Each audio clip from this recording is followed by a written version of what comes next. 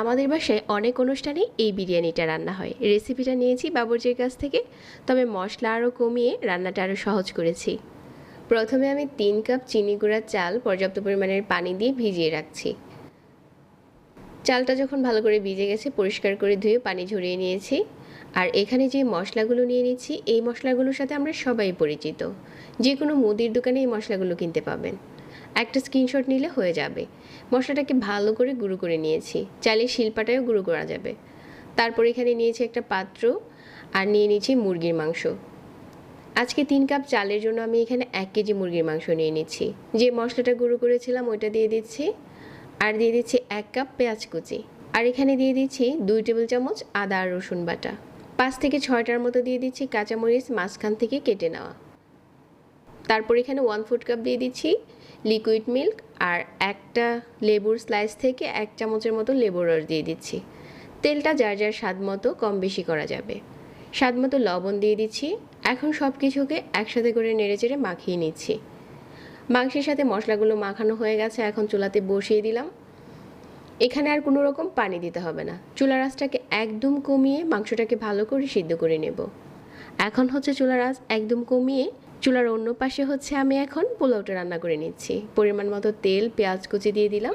2 চা চামচ আদা রসুন বাটা দিয়ে ভালো করে নেড়েচেড়ে ভেজে নিচ্ছি।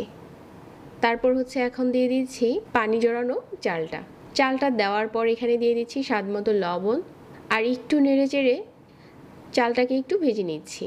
এখন এখানে দিয়ে দিচ্ছি ফুটনো গরম পানি।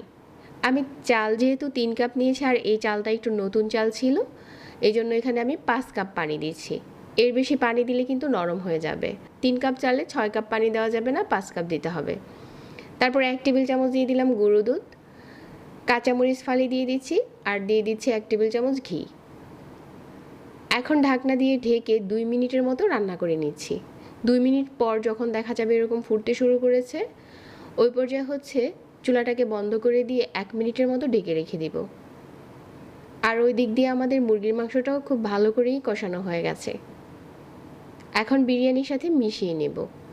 চালটা কিন্তু কিছুক্ষণ বন্ধ করে রাখার পর পানিটা পুরোপুরি টেনে নিয়েছে। এখন একটা তাওয়াতে বসিয়ে 5 মিনিটের মতো দমে রান্না করে নিলে আমাদের বিরিয়ানি রান্না করা শেষ। আমি বাসায় ঝটপট বিরিয়ানিটা এভাবেই রান্না করি, আর ওই রেসিপিটাই আপনাদের সাথে শেয়ার করেছি। এখন গরম গরম পরিবেশন করার পালা। এক রেসিপিতে আপনারা চাইলে বিফ দিয়েও রান্না করতে পারেন, তবে আরও কিছু মশলা অ্যাড করা যাবে। আমার কাছে মনে হয় এরকম কম মশলাই খেতে দারুণ মজার হয়। যাদের কাছে বেশি মশলা ভালো লাগে না, আজকের রেসিপি ভালো লাগবে।